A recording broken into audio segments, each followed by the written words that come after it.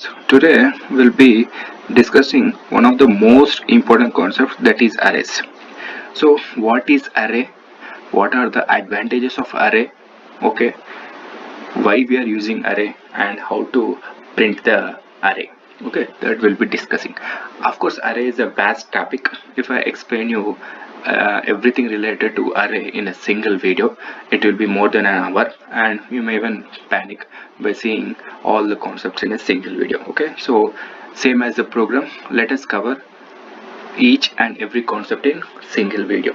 Okay, we'll be dividing the entire concept arrays into simple concepts, and I'll be explaining each and every concept in one video. Okay, so now let us get into the concept of arrays. Okay, so till now we have only dealt with 2 to 3 variables, int a, int b, or float a, float b, or character x, character y, something.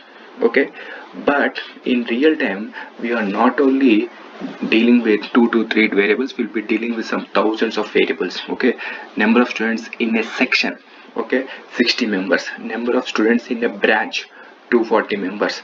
Number of students in the first year, some 2000 students. Number of students in the entire university, some 8000 students. So I want to save rule numbers, or I want to save percentage of all these people, so I cannot put all these 8000 variables at one place. Okay, so that's why these 8000 variables I'll be putting in one package that is called array. Okay, so I'll be giving a simple example. Okay, suppose you went to some shop. Okay, suppose you went to some shop, you purchased some biscuit packet, you purchased some drink or beverage, you purchased some vegetable, you purchased something other. Okay, so you purchased some 10 items. Okay, so if I ask you to hold all those 10 items with your 10 fingers, then you feel difficult. Okay, some may be falling down, or some may be getting pressed, or different things. But if I give a cover, how comfortable you'll be feeling. You'll be putting all those in one cover. In the same way, when you're dealing with some 8000 students in the university, you can't handle 8000 students at a time. So that's why if I give you some package like a polythene cover, then you can place all those student percentage in one cover and you can deal it easily. Okay, so that is the concept of array. So array, in the sense, first of all, what thing need to come in your mind is a polythene bag. Now I'll be explaining the same concept with the example of the program. Okay, so remove this one. So int a equal to 1.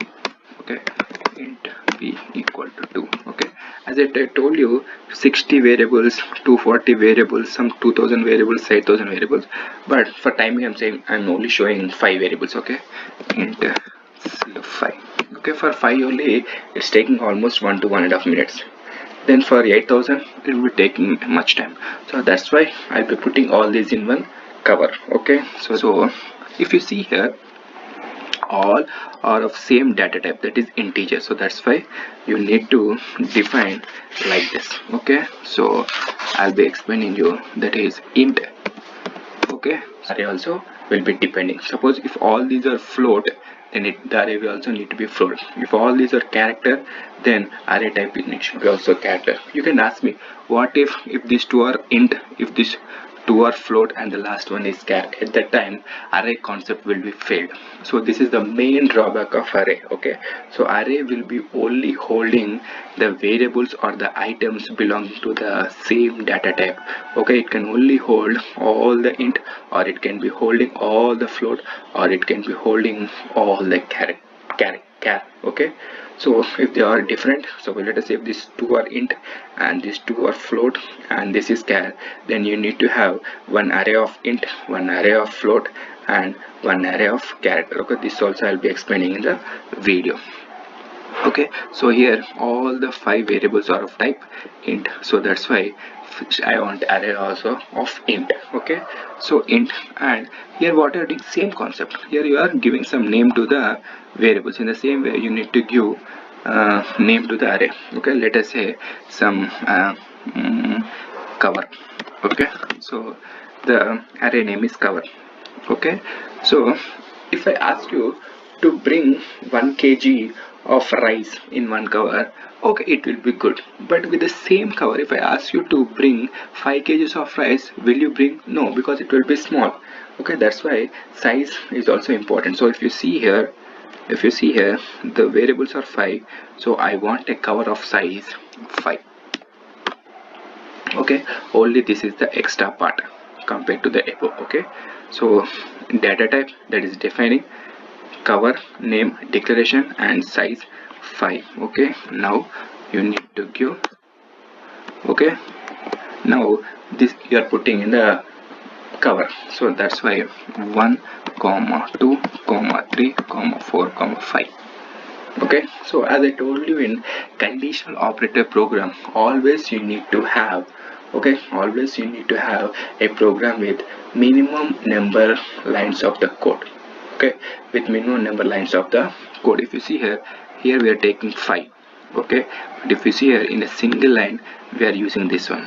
Okay, semicolons. If you see here, we are having 5 variables, okay, of size 2 bytes, so total 10 bytes, and 5 variables you are declaring, and you're giving 1 2 3 4 5. But if you see here, the same thing I'm doing, but here int abcde cover, and the extra only thing is size, that is 5. You can even give 6 7 8, but you should not give less than the size. Okay, there are 5, so you can give 5 6 7 anything, so you can give equal or bigger value, it's okay, because you'll be having more space. But if you give the small, then you'll be getting error. So always you need to declare the size, that is the number. Okay, that is the size of, so this 5, okay, this 5 is called the size of the array. Okay, so always this size should be greater than or equal to the number of items you want to place in that array. Okay, so you can even put 6 or 7, but never put less than 5. Okay, so that's why this is 5 equal to, and all these items in you'll be putting in parentheses, that is curly braces separated by comma. Same in mathematics also, you'll be using the same syntax, right? Curly braces separated with the comma. Okay, so this big code and this single code, both are same. Okay, you may ask me, here also it is consuming 10 bytes, that is 5 variables of integer, and here also array is consuming 10 bytes. Then what is the use? If you see here, okay, if you see here to deal with this, I need to remember the value names. Okay, that's a b c d e. Okay, and I need to deal with this individually. But if you see here, just I can, no need to remember or no need to do anything, just for all these we are having single name, that is cover. Okay, so if at all I want to print, then simply printf, okay, percentile d comma cover.